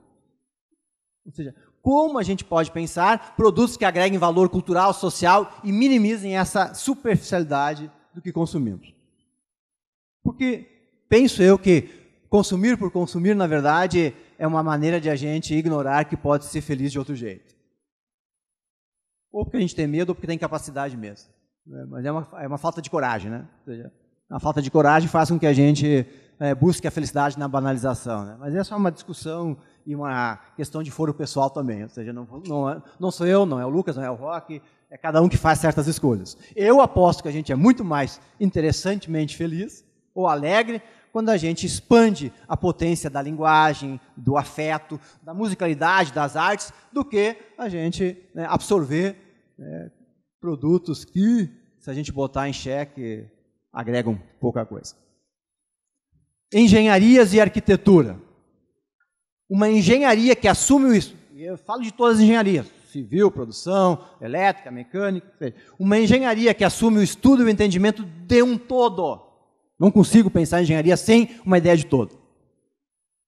Toda engenharia é um estudo da totalidade para pensar a lógica do processo e em processo. De um todo que deve respeitar o máximo possível o equilíbrio das forças e matérias, das energias, e dos recursos, inclusive. Podia falar em engenharia civil aí, como é que a gente pensa, né? Mas só estou colocando, a gente pode voltar.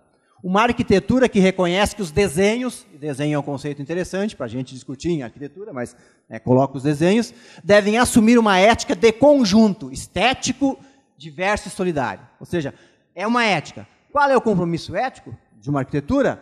É que a estética seja diversa, ou seja, aposte na diversidade, mas fundamentalmente uma diversidade solidária, que não invada um espaço, que entenda o espaço, que compreenda o espaço. É tipo botar a minha casa no espaço e não entender que espaço é aquele, né? Não reconhecer um mínimo de compreensão, né? E também puxei daí o pessoal da computação, né? Uma digitalidade, é a nossa era, ou seja, a gente está falando ecologicamente, mas a própria lógica do conhecimento da informação pode ser ecológica. Uma digitalidade que promove uma linguagem alternativa, ampliando redes livres de troca e criação, tingidas pela finalidade de promover, e aí chega a questão ecológica da rede, geografias mais belas e interativas, que possam ser canais e linhas de informação de uma cidadania planetária. Eu acredito que a web pode ser uma democracia alternativa. Pode. Se a gente tiver uma formação mínima, se a gente construir redes um pouco mais inteligentes, acho que é um desafio, né?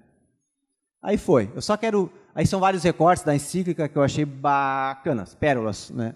Mas eu quero só puxar o final e fecho, né? Que o Papa diz, ou seja, a última parte da encíclica diz apontar para um outro estilo de vida. Gente, um outro não é um outro modelo, por favor.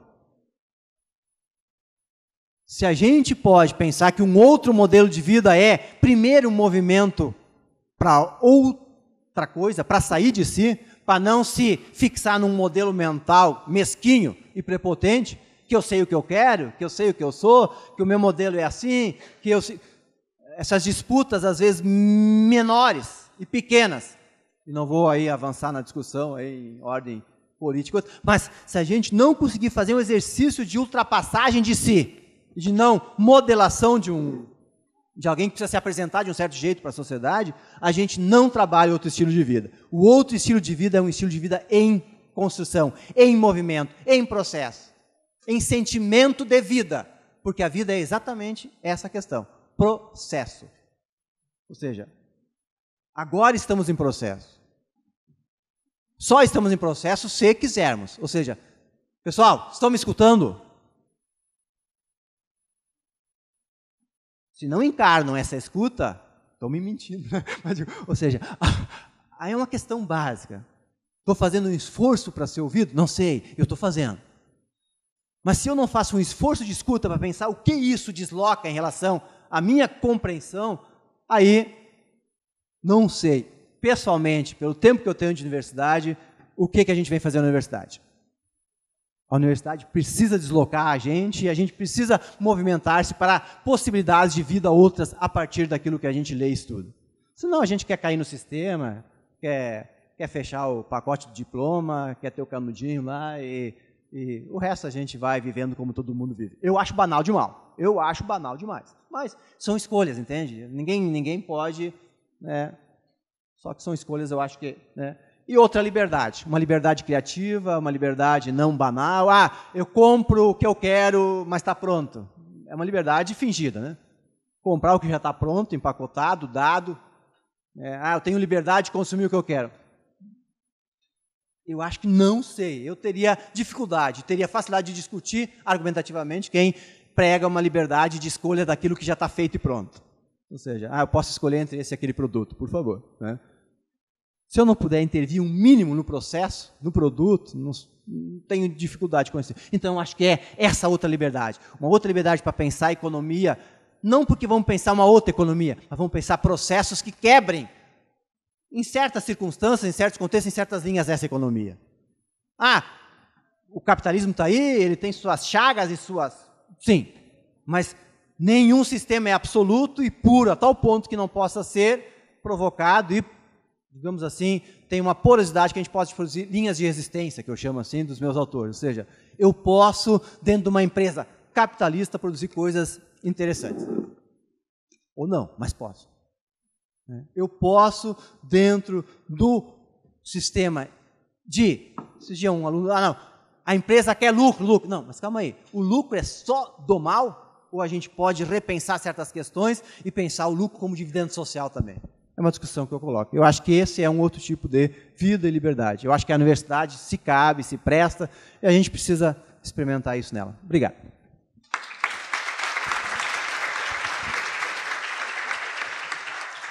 Agradecemos também ao professor Laércio, agora por essas contribuições, mais uma perspectiva bem prática aqui para nosso espaço acadêmico.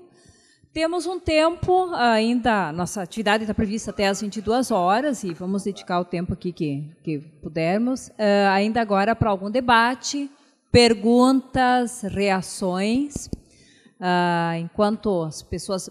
Quem gostaria de fazer alguma reação pode levantar a mão de onde está, a gente... Encaminha aí o microfone. E... Trombeta. Ok. Cadê minha equipe de apoio? A equipe de apoio é tu contigo mesmo. Você vai nos auxiliar? Obrigada.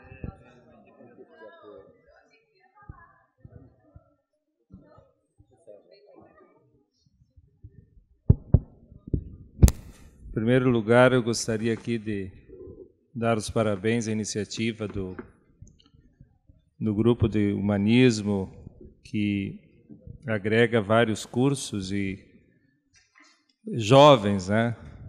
Estudantes jovens que, de certo modo, foram provocados, e a Thais aqui do meu lado, ela tem vergonha de fazer a pergunta, ela, a partir do que o padre Roque falou... Sérgio, só uma parte. Tem uma turma que está saindo porque o professor tinha programado uma atividade para o segundo período. Outros não, né? Mas... Tranquilo. Então, a minha pergunta é genérica para os três. Podemos dizer, temos ciência que o Papa é uma figura respeitada por parte da sociedade, mas a encíclica ela é ecumênica, ela quer ser um apelo universal.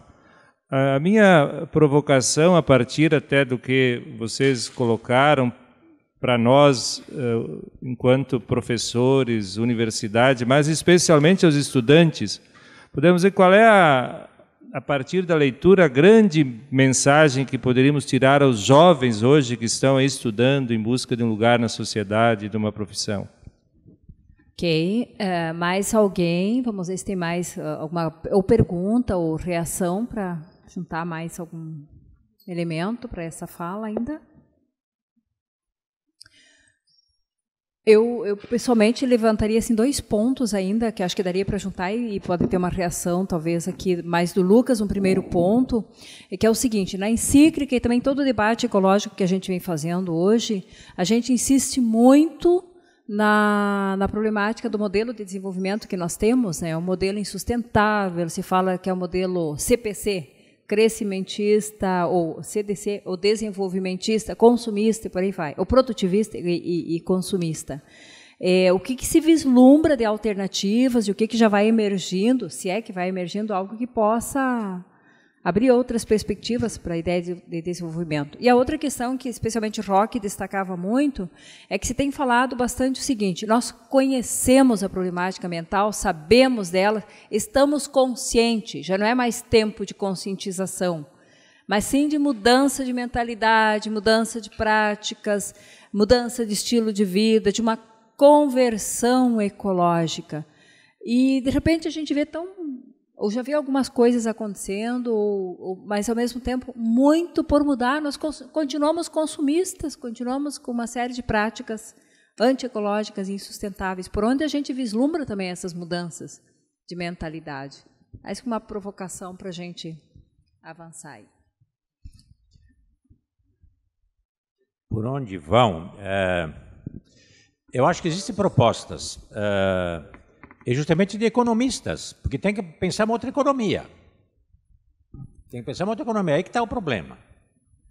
E por isso a economia ecológica, que seria o Georgescu. Eu não sei se aqui na Faculdade de Economia aqui conhecem o Nicolás Georgescu Reagan, que é um grande economista, era considerado herege pelos economistas porque ele propunha uma coisa nova, que naquele tempo não era compreendido pelos economistas e hoje está sendo respeitado, que é uma economia ecológica, não mais uma economia feita na perspectiva da física newtoniana.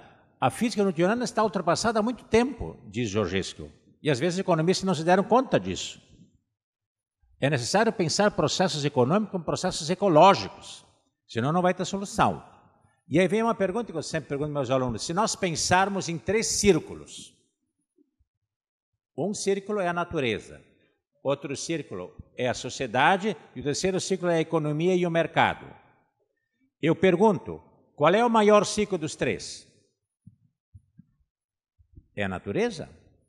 É a sociedade? Ou é o mercado? Certamente é a natureza e não o mercado.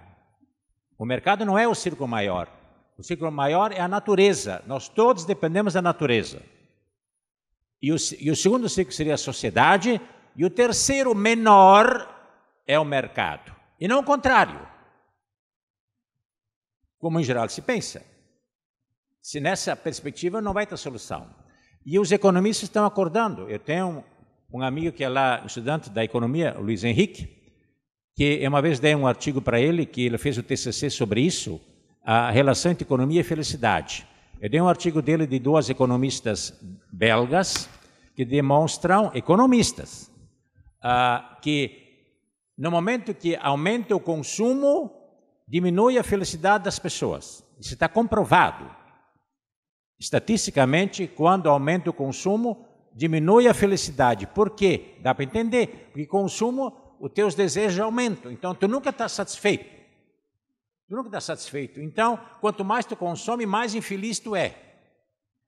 Então, nós temos que pensar de outra maneira. Porque, então, se o consumo diminui a felicidade, precisamos pensar uma outra economia. Eu acho que aí está toda a questão. E existem, de novo, também propostas aqui no Brasil. Tem o economista Ignasi Sachs, que diz que o Brasil, mais de qualquer outro país, tem as condições de pensar uma outra economia que ele chama uma economia da biomassa. E não nós copiarmos processos econômicos da Europa, dos Estados Unidos. Vamos ser inteligentes, nós no Brasil, e pensar uma outra coisa. Uma economia a partir justamente da nossa biomassa. Nós somos um país tropical com uma natureza riquíssima, nós podemos pensar uma economia diferente, a partir da natureza que temos, não destruindo-a, mas justamente fazendo uma economia através, digamos, de uma natureza que é preservada. Isso é possível. E Ignasi Sachs já demonstrou que é possível um desenvolvimento a partir da biomassa. Então, projetos e, digamos, propostas existem. É só ir pensando em outro tipo de desenvolvimento. Eu acho que há dois movimentos que a gente pode pensar, viu, Cleusa e Sérgio. Um movimento é um movimento estrutural, conjuntural, ou seja, a grande questão que o Rock está trazendo é um movimento de política, né, global, de política nacional, e que a gente não pode se furtar e tem que ter canais de pressão e de organização que a gente se sente fragilizado muitas vezes. Mas esse debate tem que ser feito até para ver qual é o alcance disso. Pode ser que a gente se sinta um pouco desanimado em relação a isso. Pode ser que a gente não perceba aí um canal alternativo de proposição realmente de iniciativa. Eu não saberia dar uma resposta agora onde é que vai a minha própria esperança em relação a isso, mas eu não me furto a fazer esse exercício de crítica, de análise, entende? De leitura. Eu acho que é um esclarecimento que a gente não pode se furtar. Esse esclarecimento dos grandes Naxo, do Dalbor, do Veiga, ou seja, dos nossos grandes ambientalistas ou que discutem a questão. A outra questão que me dá um sentimento maior de esperança que seja, é exatamente essa questão de como um aluno, como um estudante, como um professor, como pessoa, eu posso experimentar uma coisa que altera, que transforma esse tipo de fragilidade, de banalidade, de valor, de felicidade. Eu acredito muito que se a gente consegue ampliar um leque de valores, de elementos que nos, entre aspas, satisfazem, no sentido positivo, não estou falando, né, no esvaziamento, eu acho que a gente consegue resistir à banalidade do mercado, do consumo das coisas. Ou seja, se eu diria assim, vai ler Manuel de Barros um pouco, para ser mentalista, ou seja, vai ler o Poetinha, recém-falecido ano passado, né? Ou seja, o pessoal de letras podia me ajudar aí, ou seja, vai ler um cara assim um pouquinho, vai ler uns poemas desse cara que eram uma sabedoria, né, de natureza. Ou seja, vivia lá no Mato Grosso dele, lá no lugarzinho dele, mas escrevia coisas de linguagem assim que nos furtam, né, ao poético. Mas por que eu digo isso? Porque o poético, porque a música, porque a arte, porque outros saberes, porque a forma como a gente se apropria de um saber, eu acho que isso nos dá um sentimento diferente. Ou seja, puxa, isso eu estou consumindo.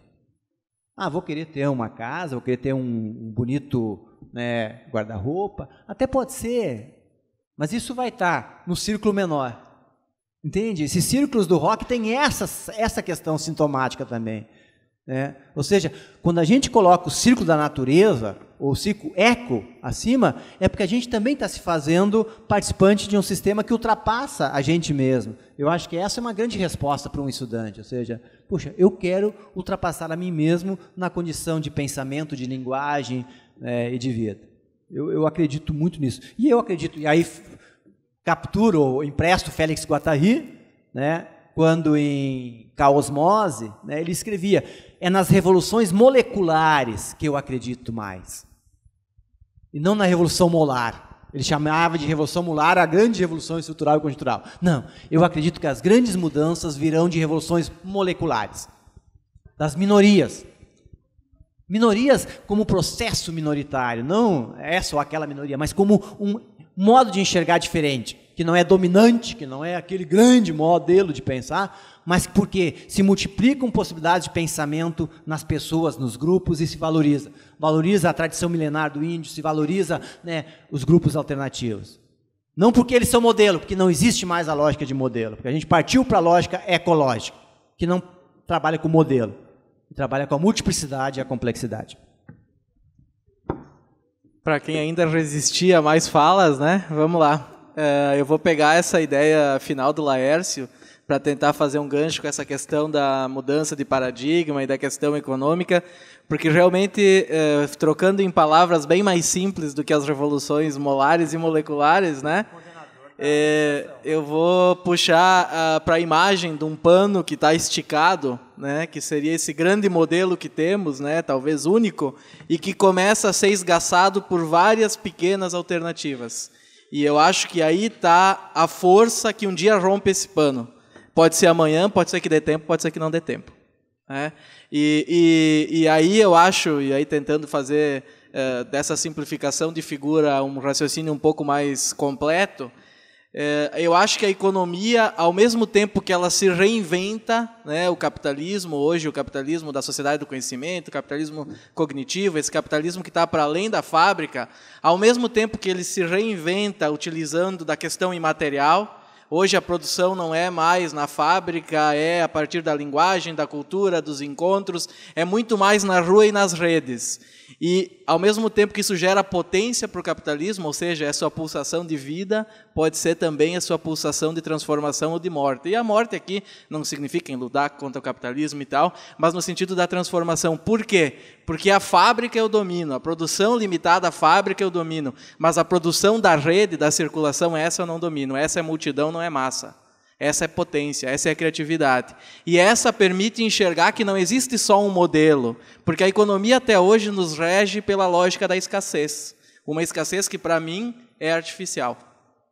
O mundo é abundante, a natureza é abundante, os modos de vida são abundantes. E essa produção pela circulação e pelas redes, que vai para além das fábricas, nos traz essa abundância. E eu acho que com essa abundância nós vamos poder aprender que é mentira aquela lógica de que não há alternativas. Por que a gente tem que se alimentar de, no máximo, 2 dezenas de espécies e não usar as centenas de espécies que existem na natureza?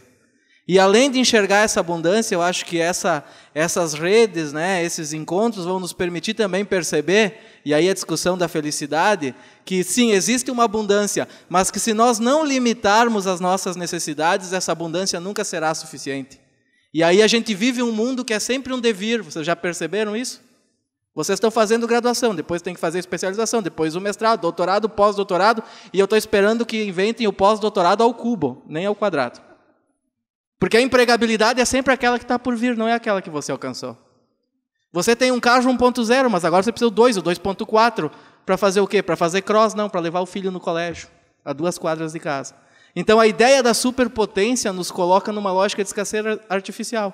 Então, eu acho que essa produção que não mais é controlada na fábrica, essa mídia que não mais só é uma mídia única e dominante, essa comunicação que a gente faz de diferentes formas, e bagunçada mesmo, é para ser bagunçada, é para estar ouvindo e teclando no celular e fazendo não sei o que, tudo ao mesmo tempo agora, isso vai nos trazer possibilidades de criar diferentes modelos que, como já foi dito, já estão aparecendo. Talvez minoritários. Por outro lado, e para além disso, eu acredito muito numa coisa que o Papa traz na encíclica, que é a potência dos pobres, dos excluídos. Porque quem faz gestão, né, quem é da área de gestão, sabe que a pior coisa para a estratégia ou para a dominação é quem está fora do sistema. Quem está dentro do sistema é fácil de controlar, é uma vida útil para o sistema. Mas quem está fora, quem não tem como consumir, quem não tem como ter aquele estilo de vida, nem que queira, ali tem uma potência, que eu não sei aonde vai dar. Então, para além de todos esses movimentos das redes e tal, eu acredito também nessa potência dos pobres, dos excluídos, e aqui a pobreza não é só a pobreza material, é a pobreza de sentido. Ou vocês querem reproduzir esse mundo que a cidade de melhor IDH do Brasil, que chama Carlos Barbosa, minha cidade, tem ao mesmo tempo um alto índice de distribuição de fluoxetina e outros medicamentos para questões psíquicas. Em algum momento eu acho que a gente rompe com essa lógica, principalmente, né? E aí eu vou tentar ir para a segunda parte lá, no momento que descobrimos que sim, né, e acho que isso a encíclica deixa bem claro, e acho que as 2 mensagens principais para mim da encíclica, uma delas é: há alternativas. Vamos parar de acreditar no governo por default. Não há o que fazer, tem que fazer isso. Não. Se não usar transgênico e pesticida, vai ter fome no mundo. Quem disse, cara pálida? Quem disse? Vamos olhar outros modos de existência e vamos perceber que não tinha nem transgênico e nem pesticida. Vamos pensar, não, se não utilizar, se não pensar uma lógica de produção desenfreada, sem, né, tem que consumir para girar a roda da economia, etc, etc, etc, não tem como sustentar, sem crescimento econômico não há como fazer outras dimensões. Por quê? Quem disse que eu tenho que ter meta fiscal e déficit zero sempre e toda a vida? Por quê? De onde vem essa lógica? De onde eu comprei essa lógica? Então, eu acho que essa ideia de que há outras alternativas e, por isso, as redes são importantes, é fundamental. Eu participei, por exemplo, só para tentar botar isso no concreto, tem uma feira em Belo Horizonte que não tem preço às coisas, você paga o preço que acha justo. Diferente, não? Ah, não vai ninguém. 200, 300 pessoas por final de semana. Essas experiências e outras, né, só estou citando essa, eu acho que vão ganhando, né, e a gente vai, bom, há alternativas, há outras lógicas. E segundo, uma outra coisa que eu acho fundamental, a outra mensagem da encíclica, além dessa de que há alternativas, a questão de que tudo está conectado. Eu acho que isso não tem... Se eu, no momento que eu vejo aquele índio enforcado, eu preciso me enxergar naquela foto. Se eu não consigo me enxergar naquela foto, é porque eu ainda não percebi que aquilo lá tem a ver com a minha existência aqui e está matando possibilidades de vida e de eu, Lucas, ser feliz, mesmo que ele esteja lá longe, distante e tal. Né? Então, eu acho que essa questão dessa interconexão, a interconexão entre o social, o político, que já foi bastante debatido aqui, eu acho que isso é relevante da encíclica. A minha única dúvida, para não parecer muito otimista, porque realmente eu não sou uma das pessoas mais otimistas, haverá tempo da gente perceber tudo isso e usar essas redes e essa lógica da economia para a transformação? Não sei. Né? Talvez a gente não esteja aqui para ver isso, mas eu prefiro acreditar no processo e pensar que sim, ainda haveremos de ver transformações, mesmo que talvez, né, em outras gerações. Muito bem. Não vi ninguém mais se manifestando com interesse de fazer uma pergunta nesse momento, que não creio que não seja interesse em levar adiante o assunto. Espero que essa noite tenha sido bem instigadora para todos nós, para a gente continuar pensando, refletindo sobre esse assunto, tirando consequências.